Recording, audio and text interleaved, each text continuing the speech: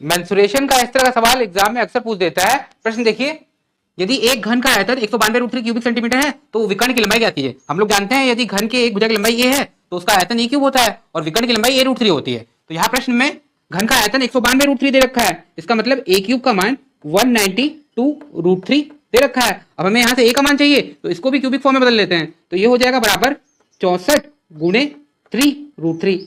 अब 64 होता है 4 गुणे 4 गुणे 4 या 4 का क्यूब इंटू 3 को हम लोग √3 का स्क्वायर भी लिख सकते हैं, तो ये पूरा हो जाएगा 3√3 का क्यूब।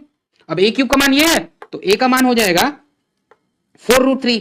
अब हमें विकर्ण की लंबाई ज्ञात करनी है तो वो हो जाएगी a√3 बराबर 4√3 इंटू √3 बराबर √3 इंटू √3 मतलब 3, तो 4 इंटू 3 बराबर 12 और ऑप्शन दे रखा 12 सेंटीमीटर, ये इसका आंसर हो जाएगा।